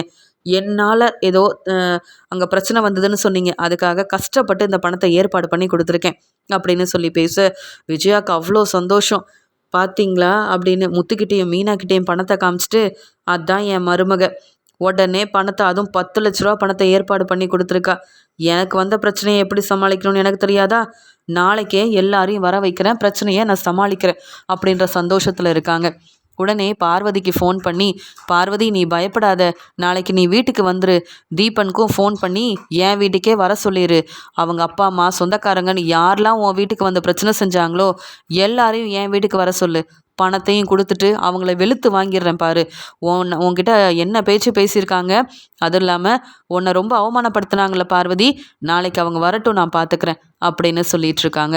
உடனே தீபன் வீட்டில் உள்ளவங்க, ரதி வீட்டில் உள்ளவங்க, அதான் பணத்தை கொடுக்க கூப்பிட்ருக்காங்கல்ல, 10 லட்ச ரூபா தந்த உடனே நம்ம இந்த கல்யாணத்தை நல்லபடியாக நடத்திட வேண்டியதான் அப்படின்னு சொல்கிறாங்க. அடுத்த நாள் முத்து, மீனா, ரவி, ஸ்ருதி, மனோஜ், ரோகிணின்னு எல்லாரும் வீட்டில் இருக்கும்போது பார்வதியும் ரொம்பவே பதட்டமாக அங்கே இருக்காங்க. ரதியோட அப்பா அம்மா எல்லாரும் வீட்டில் உள்ளவங்க வந்து நிற்கிறாங்க. இங்கே தீபனோட அப்பா அம்மா சொந்தக்காரங்கன்னு எல்லாரும் வந்து நிற்க அண்ணாமலை சொல்கிறாங்க, ஏன் சார் இது, நீங்கள் வந்து பிரச்சனை செஞ்சதுக்கு என் பையன் முத்து தான் உங்களுக்கு உதவி செஞ்சிட்டான்ல, அப்புறமும் எதுக்கு பணம் தான் வேணும்னு சொல்லி பார்வதி வீட்டில் போய் பிரச்சனை செஞ்சீங்க? உங்களால் நாங்கள் நிம்மதியாகவே இருக்க முடியலன்னு சொல்ல, நாங்கள் பண்ணது தப்பா இல்லை இந்த விஜயா மேடம் பண்ணது தப்பான்னு கொஞ்சம் யோசிச்சு பாருங்கள். உங்களை நம்பி என் பசங்களை நாங்கள் அனுப்புனதுக்கு அவங்க எங்கள் பசங்களை சரியாக கவனிக்கல. என் பொண்ணு மேலே தப்பு இருக்குன்னு சொந்தக்காரங்கள்லாம் பேசுகிற அளவு கொண்டு வந்து நிப்பாட்டிட்டாங்க. என்னதான் கல்யாணம் நடக்கிறதுக்கு ஒரு முடிவெடுத்தாலும் நாங்கள் எவ்வளோ கஷ்டப்பட்டிருப்போம், அதுக்காகவாவது நீங்கள் இந்த பணத்தை தரணும்லன்னு சொல்ல, உடனே விஜயாவும், உங்களுக்கு தேவை பணம், தேவையில்லாமல் பேசாதீங்க, இந்தாங்க. எல்லார் முன்னாடியும் விஜயா ரோகிணி கொடுத்த பணத்தை கொடுக்குறாங்க. பணத்தை பார்த்துட்டு அங்கே இங்கே ரதியோட அப்பா, தீபனோட அப்பா ரொம்ப சந்தோஷப்படுறாங்க. பரவாயில்லையே, பணத்தை கொடுத்துட்டீங்க, இனி நாங்கள் யார் வீட்டுக்கும் போய் பிரச்சனை செய்யவே மாட்டோம், இனி எங்கள் வேலையை நாங்கள் பார்க்குறோம் அப்படின்னு சொல்லிட்டு இருக்கும்போது உடனே இங்கே முத்துவும் மீனாவும், என்ன சார் இது, நான் தான் தெளிவாக பேசினேன்ல, அப்புறம் ஏன் சார் பணத்துக்காக இப்படி வந்து பிரச்சனை செய்கிறீங்கன்னு கேட்க, தம்பி முத்து, நாங்கள் எங்களுக்காக இந்த பணத்தை வாங்கவே இல்லை. சொல்லப்போனால் எங்களுக்கு உதவி செஞ்ச உனக்காக தான்ப்பா இந்த பணத்தையே வாங்கினோம். உன் வீட்டுக்காக நீ எவ்வளவோ நல்லது செய்கிறேன்னு நாங்கள் வெளியில் தெரிஞ்சவங்க மூலமாக கேட்டு தெரிஞ்சுக்கிட்டோம். ஆனால் அந்த வீட்டில் உள்ள உன் அம்மாவாக இருக்கட்டும், ஏன் அந்த மனோஜ், ரோகிணின்னு யாருமே உங்களை மதிக்கிறது இல்லை. உங்கள் அம்மா பிரச்சனை செஞ்சப்ப அவங்களுக்காக சப்போர்ட் பண்ணதும் நீங்கள் தான். எங்கள் வீட்டில் வந்து பேசி நல்லபடியாக ஒரு முடிவெடுக்க வச்சதும் நீங்கள் தான். இப்படி நல்லவங்களாக இருக்கிறீங்க நீங்கள். ஆனால் உங்களை கொஞ்சம் கூட புரிஞ்சுக்காமல் உங்கள் அம்மா இருக்கிறாங்கல்ல, அவங்களுக்கு பாடம் புகட்டுறதுக்காக தான் நாங்கள் இப்படி மறுபடியும் வந்து பிரச்சனை செஞ்சோம், பணத்தை கேட்டோம். இந்த பணத்தை வச்சு என் பொண்ணுக்கோ இல்லை என் மாப்பிள்ளைக்கோ பெருசாக எதுவும் செய்யணும்னு நாங்கள் நினைக்கல. எங்கள் குடும்பத்துக்கு உதவி செஞ்ச உங்களுக்கு நாங்கள் ஏதாவது செய்யணும்னு ஆசைப்பட்டோம். அதனால் எங்ககிட்ட இப்போதைக்கு பெருசாக பணம் இல்லை. ஆனால் உங்கள் அம்மா மூலமாகவே பணம் வாங்கி அதை உங்களுக்கு கொடுக்கணும். நீங்கள் இப்போ சவாரிக்கு கூட போகாமல் எங்கள் வீட்டில் வந்து ஒவ்வொருத்தர்கிட்டையும் பேசி புரிய வச்சு என் பொண்ணுக்கு ஒரு நல்ல வாழ்க்கையை அமைச்சு கொடுத்தது நீ தானே தம்பி. அப்போ நீ சந்தோஷமாக இருக்கணும்னு நான் நினைக்கிறதுல என்ன தப்பு இருக்குது? இந்த மாதிரி ஆளுங்கக்கிட்ட பணத்தை வாங்கினா தப்பே இல்லை. அதுலேயும் உன் அம்மா பெரிய டான்ஸ் கிளாஸ் நடத்தினா பெரிய ஆளுன்னு நினச்சிட்ருக்காங்க. அவங்க சரியாக யாரையும் கவனிக்காமல் இனி எப்படி டான்ஸ் கிளாஸ் நடத்திடுறாங்கன்னு நான் பார்க்குறேன். இந்த பணத்தை வாங்கி என் பொண்ணுக்கு கல்யாணம் வைக்கணும்னு நினைக்கல. என் பொண்ணுக்கு இதை வச்சு பெரிய நகையெல்லாம் வாங்கி கொடுக்கணும்னு நான் ஆசைப்படலை. என் பொண்ணு ரதி, முத்தண்ணன், மீனாக்கா செஞ்ச உதவிக்கு ஏதாவது செய்யணும்னு சொன்னாங்க. அதே மாதிரி தான் தீபனோட அப்பாவும் அம்மாவும் எங்ககிட்ட பேசும்போது உங்களை பாராட்டி பேசிகிட்டு இருந்தாங்க. அந்த முத்து தம்பி மட்டும் வராமல் இருந்திருந்தா இப்படி ஒரு நல்ல சம்மந்தம் எங்களுக்கு கிடச்சிருக்காதுன்னு. அப்போ தான் நாங்கள் 2 பேரும் பேசி முடிவெடுத்தோம். அவங்க மூலமாகவே பணத்தை வாங்கி இதை முத்துவுக்கும் மீனாவுக்கும் கொடுக்கணும். அந்த வீட்டில் உள்ள எல்லாருக்கும் ஒரு பாடம் புகட்டின மாதிரி இருக்கணும். அதுலேயும் அந்த விஜயா, பார்வதி 2 பேரும் இனி டான்ஸ் கிளாஸ் நடத்தவே கூடாது அப்படின்றதுக்காக தான் நாங்கள் பிரச்சனை செஞ்சோம். டான்ஸ் கிளாஸ் நடத்துறது தப்பே இல்லை. மற்றவங்களுக்கு நல்லபடியாக இந்த டான்ஸை வந்து சொல்லி கொடுக்குறதும் தப்பு கிடையாது. ஆனால் மாதம் எங்ககிட்ட பணத்தை வாங்கிட்டு இப்படி கொஞ்சம் கூட கவனமே இல்லாமல் இருந்து மற்றவங்களுக்கும் என் பொண்ணு மாதிரி எந்த பிரச்சனையும் வந்துடக்கூடாதுன்றதுக்காக தான் இப்படி வீடு தேடி பிரச்சனை செய்கிற மாதிரி வந்து பேசணும்.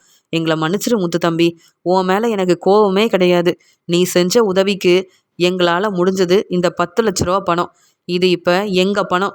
நாங்களே சந்தோஷமாக இந்த பணத்தை உங்ககிட்ட கொடுக்குறோன்னு சொல்ல, இதை பார்த்த உடனே ரோகிணி, விஜயானு பேரதிர்ச்சியோடு நிற்க, உடனே பார்வதியும் சந்தோஷமாக தான் இருக்குது. எப்படியோ ரோகிணி கிட்டேருந்து பணத்தை வாங்கி அந்த விஜயா வச்சுருந்தா, விஜயா கிட்டேருந்து பணத்தை வாங்கி முத்து, மீனாவை எல்லாரும் முன்னாடி பாராட்டி பணத்தை கொடுத்துட்டாங்களே. இப்படி நடக்கும்னு நான் எதிர்பார்க்கவே இல்லை. பரவாயில்ல, தீபனோட அப்பா அம்மா, இந்த ரதியோட அப்பா அம்மா ரொம்ப நல்லவங்களாலாம் இருக்காங்க. வீட்டில் வந்து அவங்க பேசின பேச்சால் நானே பயந்து போயிட்டேன். இந்த விஜயாவுக்கு இதுவும் வேணும், இன்னமும் வேணும். இந்த ரோகிணியும் விஜயாவும் இப்போ ஏமாந்து போய் நிற்கிறாங்க. மீனாவுக்கும் முத்துவுக்கும் அவங்க செஞ்ச உதவிக்காக இவ்வளோ பணம் கிடச்சிருக்கே, பரவாயில்ல, சந்தோஷமா இருக்கட்டும் முத்துவும் மீனாவும் அப்படின்னு பார்வதி நினைக்க, ரவியும் ஸ்ருதியும் சிரிச்சுக்கிட்டே, பரவாயில்ல முத்து, வாங்கிக்கோங்க. நீங்க செஞ்ச உதவிக்கு இப்ப ரோகிணி இந்த பணத்தை கொடுத்துருந்தாலும், விஜயாத்த இந்த பணத்தை கொடுத்துருந்தாலும், இது ரதியோட பணம். ரதி வீட்டில் உள்ளவங்களும் தீபன் வீட்டில் உள்ளவங்களும் உங்களுக்காக தரணும்னு வச்சுருந்த பணம். நீங்கள் வாங்கிக்கலாம். இதன் மூலமாக நீங்கள் ஏதாவது ஒரு நல்ல பிஸ்னஸ் ஆரம்பிக்கலாம், முன்னேறலாம். பணம் எப்பயாவது தான் கிடைக்கும். நீங்கள் செஞ்ச உதவிக்காக அவங்களே முன் இந்த பணத்தை கொடுக்கும்போது சந்தோஷமாக வாங்கிக்கங்க. நீங்கள் ரோகிணியை பற்றி யோசிக்கவும் வேண்டாம், விஜயாத்தையை பற்றி யோசிக்கவும் வேண்டாம். அவங்களே இந்த பணத்தை உங்ககிட்ட கொடுக்கலையே, இது இது நீங்கள் செஞ்ச நல்லதுக்கு உங்களுக்கு கிடைக்கிற பணம், அவ்வளவுதானன்னு சொல்ல, உடனே மீனாவும், வேண்டாங்க, நாங்கள் தான் சம்பாதிக்கிறோம்ல, எங்ககிட்ட இருக்கிற பணத்தை வச்சு நாங்கள் சந்தோஷமாக தான் இருக்கோம். இந்த பணத்தை விஜயாத்துக்கிட்டே கொடுத்துருங்களேன் அப்படின்னு சொல்லும்போது, எதுக்கு அந்த அம்மா கிட்ட கொடுக்கணும்? அவங்க என்ன பெருசாக நல்லது செஞ்சுட்டாங்க? அவங்களும் அந்த ரோகிணி, மனோஜ் 3 பேரும் நல்லவங்களே இல்லை. அதான் அவங்கக்கிட்டேருந்து பணம் வாங்கணும்னு நினச்சோம், வாங்கிட்டோம். இப்போ இந்த பணம் உங்களுக்கு தான் சேரணும். நாங்களாக கொடுக்குற பணத்தை தம்பி நீங்கள் வாங்கிக்க மாட்டிங்களா? என் பொண்ணுக்கு ஒரு அண்ணனாக இருந்து நீங்கள் செய்ய வேண்டிய எல்லா நல்லதையும் செஞ்சுருக்குறீங்க. நீங்கள் வாங்கிக்கணும். இது என்னோட ஆசை மட்டும் இல்லை, என் பொண்ணு ரதி, இங்கே என் மாப்பிள்ளை தீபனோட ஆசையும் கூட. நீங்கள் வாங்கிக்கோங்கன்னு சொல்ல, முத்துவும் மீனாவும் வேற வழி இல்லாமல் அந்த பணத்தை வாங்குறாங்க. விஜயா கோவமாக முறைச்சிக்கிட்டே நிற்கிறாங்க. ரோகிணிக்கு அவமானப்பட்டு நிற்கிறாங்க. ரோகிணி மனோஜ்கிட்ட, பார்த்தீங்களா, அப்போ இந்த முத்து மீனா வேணும்னே திட்டம் போட்டு நம்மளை ஏமாத்துறாங்களா? நான் இந்த பணத்தை வாங்க எவ்வளோ கஷ்டப்பட்டேன் மனோஜ். என் ஃப்ரெண்டுங்க கிட்டலாம் கேட்டு இங்கே தெரிஞ்சவங்க மூலமாக பணத்தை வாங்கி, அதுவும் அந்த முத்து மீனாக்கு தரதுக்காகவா இவங்க இவ்வளோ கஷ்டப்பட்டு பணத்தை நம்மக்கிட்ட இருந்து வாங்கினாங்க. எனக்கு இதுவும் வேணும், இன்னமும் வேணும். எங்ககிட்ட இல்லாத பணமா முத்து தம்பி? உங்களோட அருமை பெருமை இந்த வீட்டில் உள்ளவங்களுக்கு தெரியணுன்றதுக்காக தான் நாங்களே உங்கள் வீட்டுக்கு எங்களுக்கு கிடைச்ச பணத்தை அப்படியே உங்களுக்கு கொடுத்தோம். நீங்கள் ரொம்ப நல்லவங்க. உங்கள் வாழ்க்கையில் எல்லாம் இனி நல்லதாக தான் நடக்கும். ஆனால் உங்கள் அம்மா விஜயாவாக இருக்கட்டும், உங்கள் அண்ணன் மனோஜ், இந்த ரோகிணின்னு அவங்க யாரும் நல்லவங்களே இல்லை. அவங்க ஏமாந்து போய் நிற்கட்டும். என் பொண்ணுக்கு கல்யாண ஏற்பாடெல்லாம் வச்சுருக்கிறதுனால இங்கே ரதியோட அண்ணனா நீங்கள் தான் முன்னாடி நின்று கல்யாணத்தை நடத்தி வைக்கணும் அப்படின்னு சொல்ல, உடனே தீபனும், அண்ணே இதெல்லாம் எனக்கு முன்னாடியே தெரியும், அதனால தான் நான் கண்டுக்காமல் இருந்தேன். இந்த பணத்தை நீங்கள் வச்சு கண்டிப்பாக முன்னேறணும். நீங்கள் எவ்வளோ கஷ்டப்படுறீங்கன்னு தெரியும். அதுலேயும் இந்த விஜயா மேடம் எப்பயுமே மீனா அக்காவை திட்டிக்கிட்டே இருப்பாங்க. நீங்களும் ரொம்ப பாவம். ஏதாவது ஒரு நல்ல பிஸ்னஸ் செய்ங்க, முன்னேறுங்க. அதனால தான் நானும் ரதியும் யோசிச்சு தான் எங்கள் அப்பா அம்மா கிட்டே இதை சொன்னோம். அவங்களும் ஒரு முடிவெடுத்து உங்களுக்கு இந்த பணத்தை அப்படியே கொடுத்துடலான்னு. நாங்கள் அதனால தான் இப்படியெல்லாம் வீடு தேடி பிரச்சனை செய்கிற மாதிரி நடித்து இவங்க எல்லாரையும் நாங்கள் ஏமாற்றிட்டோம். இந்த பணம் இனி உங்களுடைய பணம். இதை நீங்கள் என்ன வேணாலும் செய்யுங்க. நீங்கள் சந்தோஷமாக இருக்கணும். நானும் ரதியும் கல்யாணம் பண்ணிக்கிறதுக்கு காரணமே நீங்கள் தானே. என்னால் ரதியை கல்யாணம் பண்ணிக்க முடியாதோன்னு நான் ரொம்ப மனசு வேதனைப்பட்டேனே. ஆனால் எனக்கும் அதை புரிய வச்சு கல்யாண ஏற்பாடு செய்கிறாங்கன்னா அதுக்கு காரணம் முத்தனை நீங்கள் மட்டும்தான் அப்படின்னு எல்லாரும் அண்ணாமலை முன்னாடி இப்படி செஞ்சது மட்டும் இல்லாமல் முத்துவை பாராட்டி பேச மீனா ரொம்ப சந்தோஷப்படுறாங்க. அண்ணாமலை சந்தோஷமாகவே நிற்க விஜயாக்கு கோவம் வருது. என்ன நடக்குதுங்க? எங்ககிட்ட பணத்தை வாங்கி அந்த முத்துக்கிட்டையும் மீனாக்கிட்டையும் கொடுக்குறீங்க. நான் உங்களை சும்மா விட மாட்டேன் அப்படின்னு சொல்ல, உடனே மனோஜும், ஆமாம்மா, நாங்கள் கஷ்டப்பட்டு பணத்தை ஏற்பாடு பண்ணி கொடுத்தா முத்துவும் மீனாவும் பெருசாக என்ன செஞ்சிட்டாங்கன்னு 10 லட்ச ரூபா பணத்தை அவங்கக்கிட்ட கொடுக்குறாங்க. இந்த ரதியோட அப்பா அம்மா, இந்த தீபனோட அப்பா அம்மான்னு எல்லாரும் சேர்ந்து நம்மளை ஏமாற்றிட்டாங்க பாருங்க. இவங்கள சும்மா விடக்கூடாதுன்னு சொல்ல, அதுக்கு ரதியோட அப்பா சிரிச்சுக்கிட்டே, உன்னால் என்ன செய்ய முடியும்? உன்னை நாங்கள் வெளுத்து வாங்கினோமே, நீ பெருசாக என்ன செஞ்சிட்ட? நான் இப்போவும் சொல்கிறேன் மனோஜ், அமைதியாக இருந்துரு. உன்னை பார்த்தாலே கோவத்தில் இருக்கும். என் சொந்தக்காரங்க எல்லாரும் வந்திருக்காங்க. இப்போ எல்லாரும் முன்னாடி உன்னை வெளுத்து வாங்கிடுவாங்கன்னு சொல்ல, மனோஜ் அப்படியே அமைதியாக இருக்க, உடனே ரோகிணி, என்னங்க இது? நாங்கள் கஷ்டப்பட்டு பணத்தை ஏற்பாடு பண்ணி கொடுத்தா முத்துக்கிட்ட கொடுக்குறீங்க, அப்புறம் எங்களுக்கு கோவம் வராதா? இல்லை நாங்கள் கேள்வி கேட்க மாட்டோமான்னு சொல்ல, நீ எங்ககிட்ட என்ன பேசின? இந்த குடும்பத்தை ஒன்று சேர்த்து வச்சுருந்தனா உன்னை நான் மதித்து பேசியிருப்பேன். நீயும் மனோஜும் தேவையில்லாமல் பேசி பணம் கொடுக்குறோன்னு சொல்ல தானே வந்தீங்க. அதான் உங்ககிட்ட பணத்தை வாங்கலான்னு திட்டம் போட்டோம். இதில் என்ன தப்பு இருக்குது? முத்து மீனாவோட மனசு உங்களுக்கு வரவே வராது. அதனால் எனக்கு பிரச்சனை செய்யணும்னு நினச்சா என் பொண்ணும் இந்த தீபனும் உங்கள் மேலேயே கம்ப்ளைண்ட் கொடுக்குற மாதிரி நான் செய்வேன். புரியுதுல? உங்கள் வேலையை பாருங்கள். முத்து தம்பி, நாங்கள் கிளம்புறோம் அப்படின்னு விஜயா கிட்ட இருந்து வாங்கின பணத்தை விஜயா முன்னாடியே முத்து மீனாக்கு கொடுத்து மீனா முத்துவை பாராட்டி பேசிட்டு சந்தோஷமாக அங்கேருந்து கிளம்பி போகிறாங்க. உடனே பார்வதி, பாத்தியா விஜயா, முத்துவுக்கும் மீனாவுக்கும் நன்றி சொல்கிறதுக்காக நீ கொடுத்த பணத்தை உன் பையன் முத்துக்கிட்ட கொடுத்துட்டு போயிட்டாங்க. இவங்கெல்லாம் ரொம்ப நல்லவங்க தான் போல. தேவையில்லாமல் வந்து பிரச்சனை செஞ்சுட்டாங்கன்னு நான் கூட அவங்கள ரொம்ப தப்பாக நினச்சிட்டேன். முத்து, மீனா, உங்கள் நல்ல மனசுக்கும் நீங்கள் விஜயாவுக்கு செஞ்ச உதவிக்கும் தான் உங்களுக்கு இந்த பணம் கிடச்சிருக்கு அப்படின்னு சொல்ல, மீனா நான் ஏற்கனவே சொன்னேன்ல, ட்ராவல்ஸ் ஆரம்பிக்கிறதுக்காக அங்கே எனக்கு தெரிஞ்சவங்க கிட்ட பேசி வச்சுருக்கேன்னு. இந்த பணத்தை அப்படியே கொடுத்து அந்த ட்ராவல்ஸ் ஆரம்பிக்க எல்லா பொறுப்பையும் நம்ம வாங்கிட வேண்டிதான் அப்படின்னு முத்து பேசிகிட்டு இருக்காரு. உடனே இங்கே ரோகிணி வந்துட்டு, என்ன முத்து இதெல்லாம், இது எங்கள் பணம், திருப்பி கொடுங்க. அவங்க தான் ஏதோ தெரியாமல் பேசிட்டு போகிறாங்கன்னா, எங்கள் முன்னாடி உங்களை பாராட்டி பேசி எங்களை அவமானப்படுத்திட்டு போகிறாங்கன்னா, இந்த பணம் என்ன நீங்கள் சம்பாதிச்ச பணமா, இல்லை நீங்கள் வாங்கி வச்சுருந்த பணமா? இல்லைல்ல, பணத்தை கொடுங்க. நான் வெளியில் நிறைய கடன் வாங்கியிருக்கேன், இந்த பணத்தை அப்படியே கொண்டு போய் கொடுத்துட்றேன்னு சொல்கிறாங்க. உடனே மனோஜும், ஆமாம் ஆமாம், இந்த பணத்தை திருப்பி கொடு. நீ எல்லாம் இவ்வளோ பணத்தை பார்த்துருக்கியா என்னைக்காவது? பணம் கிடச்ச உடனே ட்ராவல்ஸ் ஆரம்பிக்கணும்னு சொல்கிற, பெரிய ஓனர் ஆகணுன்ற ஆசை வந்துருச்சா உனக்கு? இது அடுத்தவங்களோட பணம், அடுத்தவங்களோட பணத்து மேலே உனக்கு ஆசை வராதுன்னு எப்பயுமே பேசுவேன், நேர்மையாக தான் இருப்பேன், உண்மையாக இருப்பேன்னு சொன்னியே, எங்கள் பணத்தை திருப்பி கொடுன்னு சொல்ல, உடனே முத்து சிரிச்சுக்கிட்டு, இது எப்படி ஓன் பணமாகும்? நீங்கள் தான் அம்மா கிட்ட இந்த பணத்தை கொடுத்தீங்க, அம்மா வந்து பிரச்சனை செஞ்ச ஆளுங்க கிட்ட பணம் கொடுத்தாங்க. இதை நான் ரதியோட அப்பா கிட்டேயும் தீபனோட அப்பா கிட்டேயும் வாங்கின பணம், அதுவும் எனக்காக அவங்களா கொடுத்த பணம். இந்த பணத்தை நான் என்ன வேணாலும் செய்வேன், அதை பற்றி கேள்வி கேட்குற தகுதியோ உரிமையோ இவங்க 3 பேருக்குமே கிடையாது. பணத்தை கொடுத்துட்டு ஏமாந்து போய் நிற்கிறீங்க, பணத்தை திருப்பி கேட்டால் அப்படியே தந்துடுவேனா என்ன? இது இப்போ என் பணம்.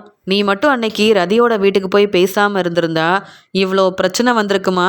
இல்லை 10 லட்ச ரூபா பணத்தை அதுவும் என்கிட்ட ஏமாந்து போய் நின்றுருப்பீங்களா? புத்திசாலித்தனமே இல்லாமல் அது எப்படி மனோஜ், நீயும் பார்லலமாவும் இப்படிலாம் நடந்துக்கிறீங்க? என்னதான் இருந்தாலும் இந்த பணம் எனக்கு தான் வரணும்னு இருந்திருக்கு. அங்கே அவங்க பேசிட்டு போனதெல்லாம் கேட்டல, ஏதாவது பிரச்சனை செஞ்சால் அந்த ஆளுங்க ஒன்றும் சும்மா விட மாட்டாங்க. நான் நாளைக்கே போய் ட்ராவல்ஸ் ஆரம்பிக்க எல்லா ஏற்பாடையும் செய்ய போகிறேன் அப்படின்னு அண்ணாமலை கிட்ட முத்து உடனே ஆசீர்வாதம் வாங்க. உடனே பார்வதி, நீ நினைக்கிறது எல்லாமே நல்லதாக நடக்கும் முத்து, கவலைப்படாத. அதான் நிறைய இப்போ பணம் கிடச்சிருக்குல்ல, இதை வச்சு நீ பெரிய ஓனர் ஆகணும் அப்படின்னு சொல்ல, உடனே அண்ணாமலையும், ஆமாம் முத்து, வீடு தேடி வந்தவங்க அந்த பணத்தை அவங்க எடுத்துகிட்டு போகாமல் உன் நல்ல மனசுக்காகவும் நீ செஞ்ச உதவிக்காகவும் கொடுத்துருக்காங்க. இதை நீ நல்ல முறையில் பயன்படுத்தணும், முன்னேறணும். அதை பார்த்து மற்றவங்க பொறாமப்பட்டாலும் பிரச்சனை இல்லை. அது மட்டும் இல்லை, புத்திசாலித்தனமும் திறமையும் இருந்தால் வந்து கஷ்டப்பட்டு உழைச்சா முன்னேறலான்னு எல்லாருக்கும் நீ புரிய வைக்கணும், புரியுதுல அப்படின்னு அண்ணாமலை சொல்ல, உடனே முத்து தாங்கிட்ட இருக்க பணத்தை வச்சு ஏற்கனவே அங்கே வந்து ட்ராவல்ஸ் ஆரம்பிக்க எல்லா ஏற்பாடையும் செஞ்சதுனால இந்த பணத்தையும் கொடுத்து அந்த பெரிய ட்ராவல்ஸ் ஆரம்பிக்க அவர் பெரிய ஒரு ஓனரும் ஆகிறாரு. இதெல்லாம் பார்த்துட்ருக்க இங்கே விஜயாவால் தாங்கிக்க முடியல. ரோகிணியும் மனோஜும் தான் எப்பயும் எல்லார்கிட்டையும் ஏமாந்து நிற்பாங்க. நானும் அந்த ரதி வீட்டில் உள்ளவங்க தீபன் வீட்டில் உள்ளவங்க முன்னாடி பணத்தை கொடுத்துட்டு இப்படி ஏமாந்துட்டேனே, அவங்க என்னடானா முத்து மீனாவை பாராட்டி 10 லட்ச ரூபா பணத்தை கொடுத்துட்டு அந்த முத்து மீனா முன்னேறதுக்கு பெரிய காரணமால இருந்துட்டாங்க. இனி அந்த முத்து ஓனரான சந்தோஷத்தில் 2 பேரும் நல்லா சம்பாதிக்க ஆரம்பிச்சிருவாங்க. ஆனால் 10 லட்ச ரூபா பணத்தை கொடுத்துட்டு நானும் மனோஜும் ஏமாந்து போய் நிற்கிறோம். இப்படிலாம் நடக்கும்னு எதிர்பார்க்கவே இல்லை. ஆனால் அந்த முத்துவும் மீனா மட்டும் ரொம்ப சந்தோஷமாக இருக்காங்களே அப்படின்னு முத்து மீனாக்கு இவ்வளோ பெரிய வாய்ப்பு அதுவும் மனோஜாலையும் என்னாலையும் கிடச்சிருச்சு அப்படின்னு ரொம்பவே பொறாமையிலையும் கோவத்துலையும் இருக்கிறாங்க விஜயா. ஆனால் முத்துவும் மீனாவும் கிடைச்ச பணத்தை வச்சு நல்லபடியாக முன்னேறுறாங்க. இதை பார்த்து நம்மளை பார்வதி, ரவி, ஸ்ருதின்னு எல்லாரும் ரொம்ப சந்தோஷப்படுறாங்க. முத்துவும் மீனாவும் நல்லபடியாக சம்பாதிக்கிறாங்க. அவங்க நினச்ச மாதிரி ரொம்ப சந்தோஷமாக தன்னுடைய வாழ்க்கையை பார்த்துக்கிறாங்க. ஆனால் விஜயா இந்த முத்து மீனா வேணும்னே திட்டம் போட்டு ஏமாத்திட்டாங்களே அப்படின்னு எல்லாரும் முன்னாடியும் தலை குனிஞ்சு நிற்கிறாங்க விஜயா.